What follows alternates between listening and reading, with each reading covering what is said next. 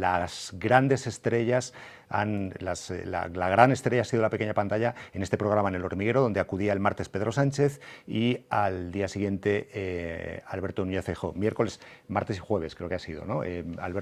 Martes y miércoles, Alberto Núñez Feijóo.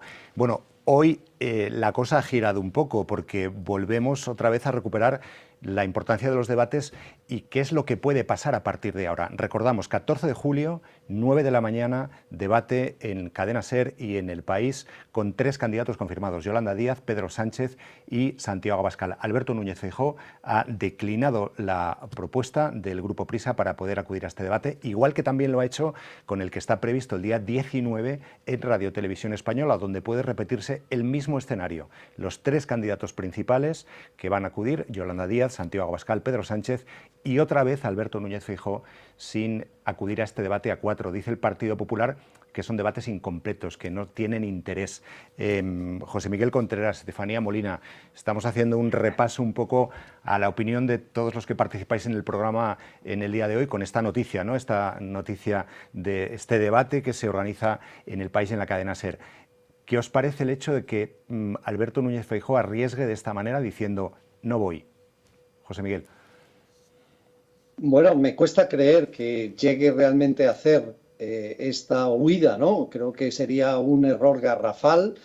Si él hubiera conseguido que no hubiera debates, hubiera sido una cosa, pero desde el momento en el que ya acepta el debate a 2 y se convocan debates a 4, que es lo que ha existido en estos últimos años en todas las anteriores convocatorias, tiene muy difícil la salida, porque yo creo que le va a perjudicar enormemente, ¿no? Estamos en campañas, como llevamos diciendo mucho tiempo, y yo creo que ya todo el mundo lo utiliza una y otra vez, en campañas muy, muy emocionales, en las que los temas de fondo apenas se abordan. Ha dicho antes Pablo Montesinos, entre otras cosas muy interesantes, una especialmente importante. Él ha especificado que la campaña del Partido Popular solo le funciona una cosa, que es o Pedro Sánchez o el Partido Popular. Por tanto, es un argumento que no da para mucho tiempo, pero que centra absolutamente todo. El hecho de que él deje una silla vacía va a crear, evidentemente, 2 frentes o 2 fallas en toda su estructura.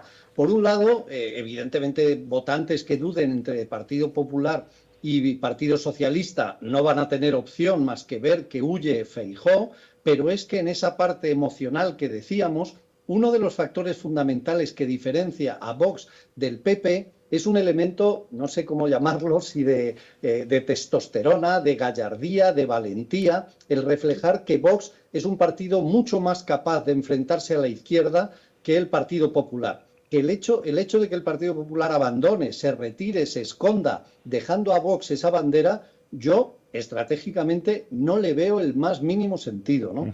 Estefanía. Sí, yo soy un poco menos optimista sobre el perjuicio que esto le va a generar a Feijóo en términos de opinión pública. Sabemos que en España estas cuestiones, igual tal vez porque nuestra cultura política está menos desarrollada, no suelen pasar mucha factura. Pero la realidad es que, a mi entender, Feijóo no quiere ir a varios debates por 2 motivos principales.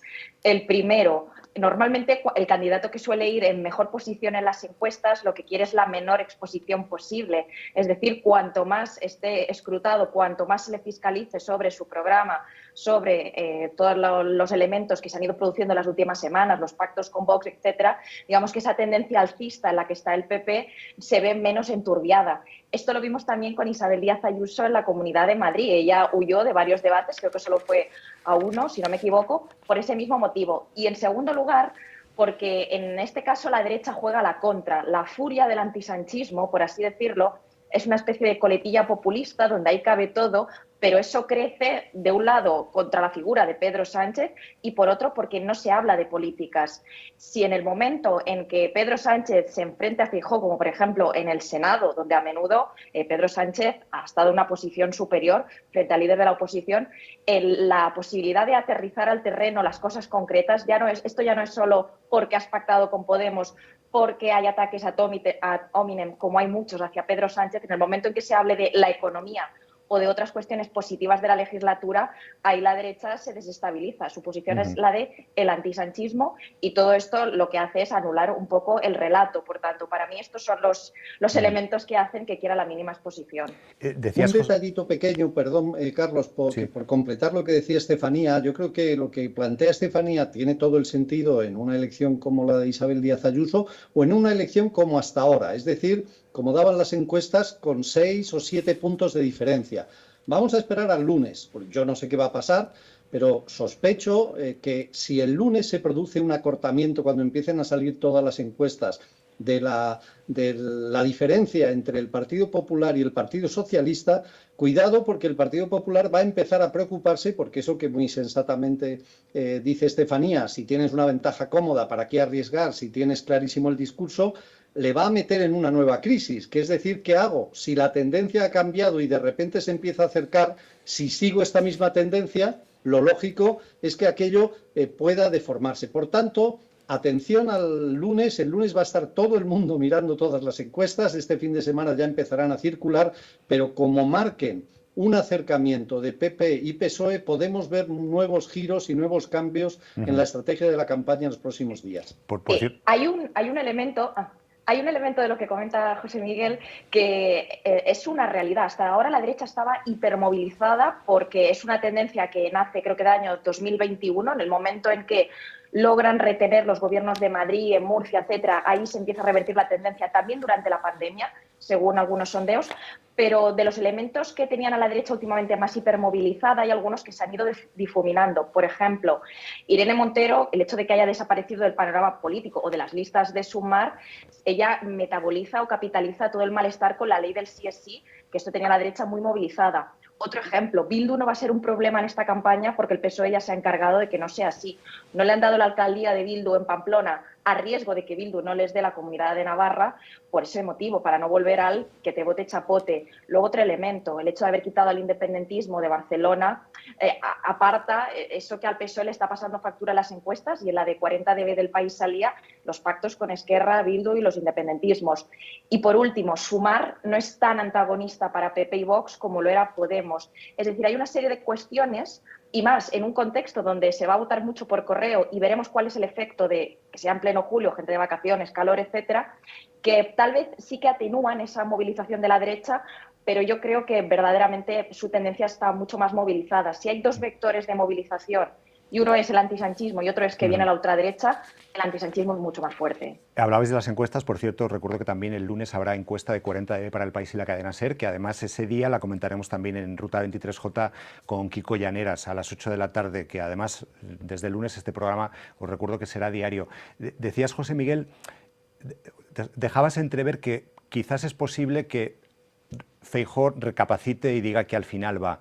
¿Esto se puede dar? Es decir, después de unas negociaciones que habrán sido muy intensas, con muchas idas y vueltas, hay un precio ya que se paga, me imagino, cuando rectificas y dices, venga, sí voy.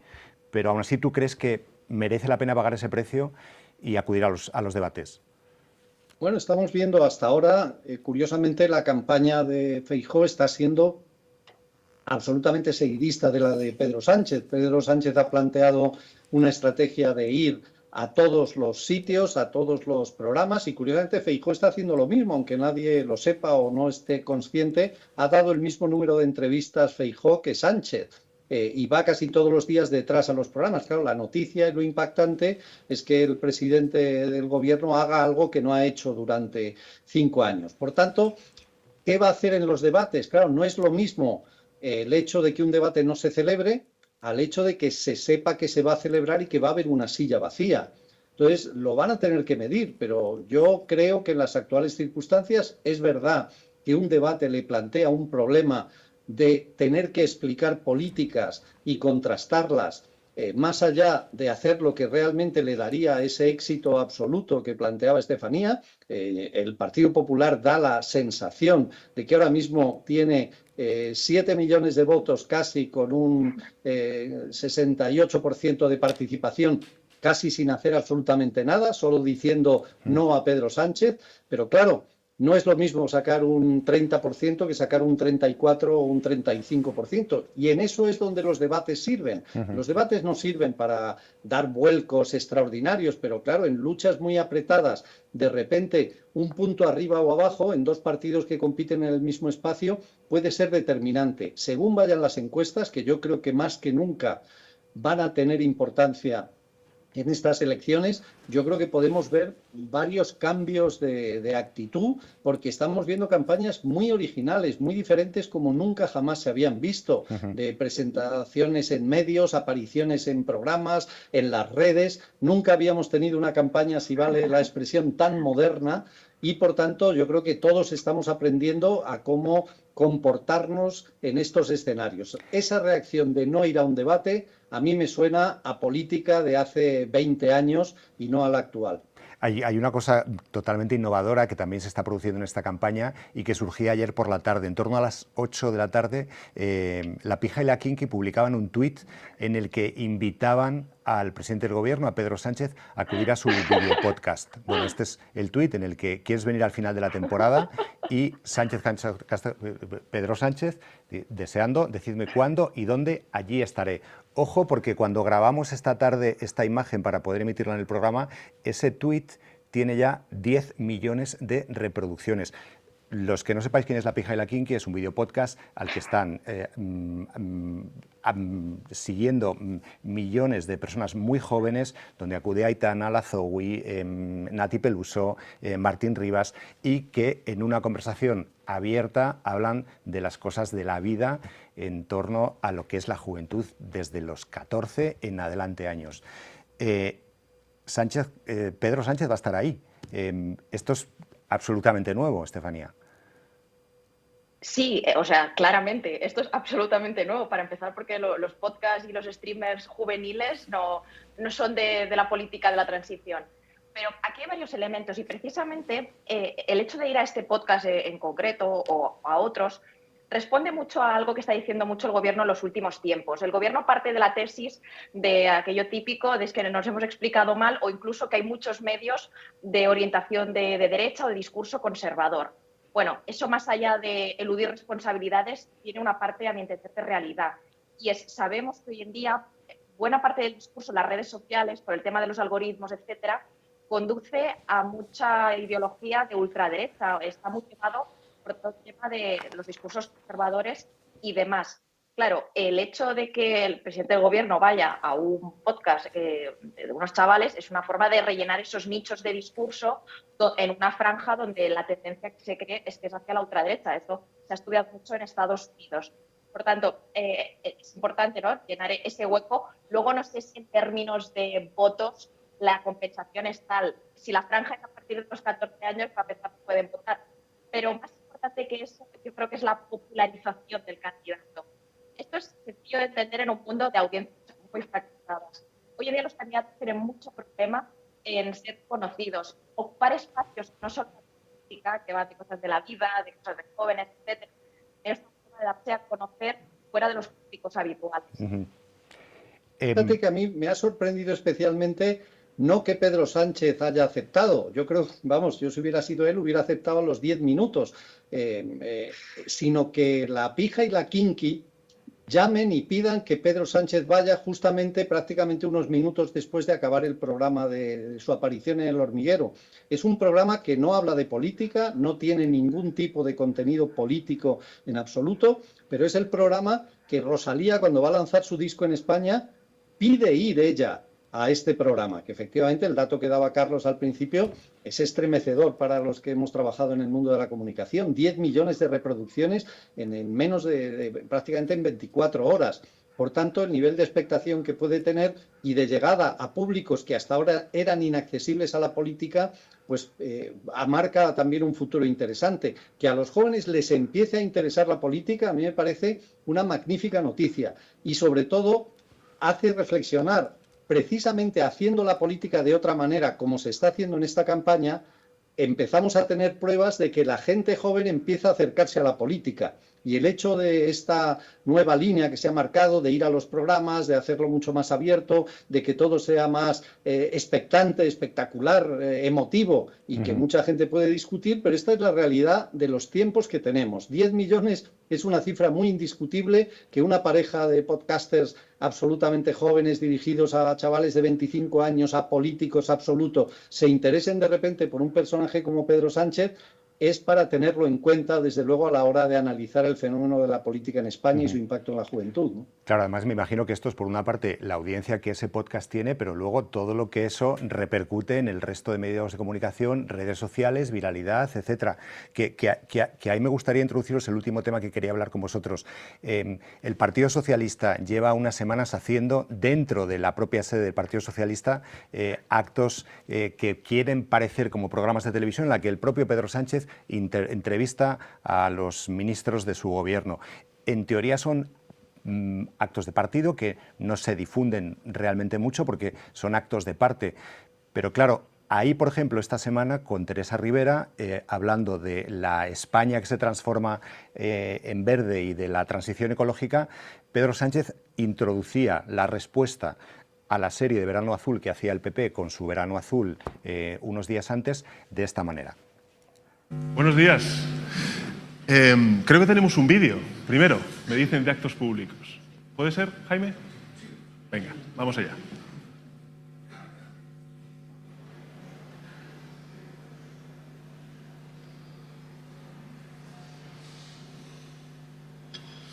Bueno, sabéis que cuidaremos de ella. No matéis mi planeta, por favor. Ahora todo, venga, chicos. Pues la tierra, cuidaremos de ella. No matéis mi planeta, por favor. Ahora yo sola.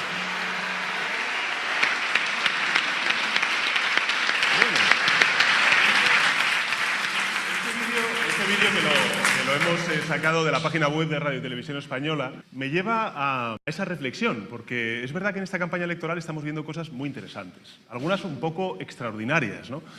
Ver al Partido Popular evocar esa serie tan entrañable de Verano Azul de los años 80, quizá ellos no se hayan dado cuenta de la envergadura y el impacto de lo que estaban haciendo. Quizá no se acordaban de que esa serie pues es una serie que cuenta la historia de un antiguo pescador, de una artista medio hippie y de una serie de chavales que se unen todos en contra de un pelotazo urbanístico, de un ladrillazo en la costa mediterránea de nuestro país, y que lo que quieren es defender el medio ambiente, ¿no? En fin, lo que quiero deciros con esto es que yo no me imagino a Feijóo y a Abascal cantando "No matéis mi planeta, por favor". Bueno, hablando de los problemas técnicos que tenían a la hora de emitir ese vídeo, que jamás nos habría pasado en un sitio como este, pero que ahí en el PSOE les pasaba, lo cierto es que el Partido Socialista conseguía, con este acto tan extraño en el que el Pedro Sánchez aparece como un presentador, vilarizar ese segmento y convertirlo en noticia que salió publicada en todos los medios de comunicación, incluido también El País. Es otra manera, José Miguel, de hacer campaña también, evidente, ¿no? Sí, el Partido Socialista, esta vez Pedro Sánchez, es curioso porque ha pasado de hacer en las anteriores elecciones seguramente la campaña más clásica que se podía haber hecho, mítines, en cada mítin una medida o una promesa electoral, reivindicar su gestión, es decir, a ir conduciendo tranquilamente por grandes autopistas y recorriendo todo lo que es la propaganda electoral tradicional, a meterse en un cierto lío. Ha decidido saltar a la selva casi sin vehículo y empezar a machetazos de un sitio a otro, seguramente sin saber muy bien dónde va, porque estamos viendo experiencias que nunca jamás se habían visto y que es difícil encontrar referentes en la comunicación política europea. Esta misma idea, ahora mismo, ¿esto en qué consiste? ¿En qué te explican los que han creado este evento? La alternativa tradicional era publicar el programa del Partido Socialista en un libro que se enviaba a todos los periodistas y a todas las personas especializadas, se hacía un acto un día y se perdía. Cambiar eso por hacer un evento audiovisual que permite tener presencia en las televisiones, dar imágenes, introducir temas de actualidad, llevar a los ministros más significativos y poder viralizar el programa del partido mezclado con la actualidad, yo creo que es 1000 veces más efectivo, ¿no? El problema que puede tener el Partido Socialista es que este exceso de riesgo que está llevando, hasta ahora yo tengo la sensación de que le ha salido francamente bien, pero cuidado porque estamos asumiendo unos riesgos, no se está siguiendo ninguna escuela, ningún camino y vamos a ver qué ocurre. Las elecciones anteriores claramente fueron un fracaso para ellos y seguramente repetir esa experiencia hubiera sido suicida, ¿no? Estamos viendo, por cierto, Sí. imágenes también del anuncio del Partido Popular de Verano Azul. Esas imágenes con las sombrillas pertenecían al inicio de esta campaña, a la que respondía después Pedro Sánchez de esta manera, que es este anuncio en el que llenaban una playa de sombrillas azules pidiendo un verano azul para España, ¿no, Estefanía? Sí, bueno, varias cosas. La primera es un apunte generacional. Yo no he visto Verano Azul, entonces estoy sorprendida de cómo nos hemos metido Tienes que en verla, este barrizal que está muy bien, Verano aparte de Azul. todo. Esto primero lo digo porque de pronto, vamos, esto lo digo casi como ciudadana de España, de pronto nos hemos metido en la réplica y la contrarréplica de Verano Azul cuando la gente de mi generación no lo ha visto. Y yo no soy tan joven como la pija y la kinky, pero entiendo que es más el elemento del meme. El PP ahí también buscaba que lo de las soplillas y tal fuera un poco más el meme, lo que estamos diciendo, que se viralizara por canales que no son los habituales de la política. Y varias cosas las que decía José Miguel, el PSOE va a salir a arriesgar porque es que no hay otra, o arriesga o arriesga. Y esto viene un poco alimentado por la filosofía que ha dejado las apariciones de Zapatero últimamente en los medios. Se ha visto como cuando el expresidente Zapatero ha ido a la COPE a defender el legado de ETA o al canal 24 Horas a hablar del gobierno, esto ha movilizado mucho las redes y ha despertado un poco nuevamente el orgullo de la izquierda, que estaba un poco deprimida ante la posibilidad de perder el gobierno. Imagino que es esta la filosofía. Y luego, en segundo lugar, que bueno, estos actos de Pedro Sánchez con los ministros probablemente los vemos más los periodistas. ¿Qué ocurre? Al final somos los que ponemos el foco en esto. Las experiencias que se dan en YouTube, en Twitter, etcétera, son los medios tradicionales los que los amplificamos y es donde ahí tiene la importancia. Por tanto, hacer cosas que sean viralizables, que sean rectificables en medios clásicos, es parte del éxito de estas cuestiones. Y más que nada también porque son píldoras concretas. Y sabemos que la capacidad de atención de los impactos es mucho menor que hace tiempo. Poca gente de 30, 40 años va a tragar su meeting de 1 hora. Entonces, tiene también esta esencia, dirigirse a la escasez de atención que hoy en día hay en este entorno con tantos estímulos. La tienes en el RTV Play y en Netflix, creo, Estefanía, la serie. La puedes ver. Y además me dice Belén Fernández, que está en el control, que no ha envejecido mal, que ya lo ha visto hace poco. A ver, a mí me han hablado de esto mis padres, pero bueno, haré un esfuerzo antropológico. Te la puedo resumir en 1 minuto y te olvidas, ¿eh? Tampoco hay hoy en día, yo creo que ofertas mucho mejores, pero bueno, ahí queda para la historia, ¿no? Los que somos veteranos y ya lo vivimos, quedó y no se olvida. Por cierto, y ya antes de acabar, la semana que viene toca parada Ana Rosa Quintana, que si hemos tenido Pablo Motos esta semana, lunes y martes van Feijóo y Pedro Sánchez han anunciado a Ana Rosa, con lo cual se prevé otro gran evento televisivo político para la próxima semana. Pues lo veremos y lo comentaremos. José Miguel, gracias. Estefanía, gracias a los dos. Nada, a vosotros. A vosotros. Así que la semana que viene probablemente la televisión seguirá siendo protagonista con esas entrevistas con Ana Rosa Quintana, por supuesto con las encuestas, y la semana siguiente los debates, el 14 de julio, os recuerdo, debate en El País y la cadena SER, al que acuden Yolanda Díaz, Santiago Abascal y Pedro Sánchez, 9 de la mañana. Ese es el debate que está organizado. Hay otro organizado el día 19 de julio, casi la víspera de la jornada de reflexión por Radio Televisión Española, donde Alberto Núñez Feijóo también ha dicho que no, es un debate a 4, con Yolanda Díaz, con Santiago Abascal y con Pedro Sánchez. Y atención, porque el 13 de julio está previsto un debate a 7. En este realmente no sé si está del todo claro si van a ser los portavoces parlamentarios o si van a ser los cabezas de cartel. Si son los portavoces parlamentarios, serán los 7 portavoces parlamentarios, con lo cual no habrá candidatos. Si van los 7 candidatos, ahí sí que Alberto Núñez Feijóo ha dicho que acudiría en caso de que vayan los cabezas de lista. Y, por supuesto, el cara a cara del día 10 que está confirmado en el grupo A3 Media. Pero vamos, el más importante, el del día 14 de julio, 9 de la mañana, debate en Cadena SER y El País, Pedro Sánchez, Yolanda Díaz, Santiago Abascal. Nosotros volvemos mañana, ruta 23, no, mañana no, el lunes, ruta 23J, además el lunes comenzará su programa diario. Gracias a todos los que nos habéis seguido en directo en Cadena SER, en el HuffPost y en El País. Hasta el lunes.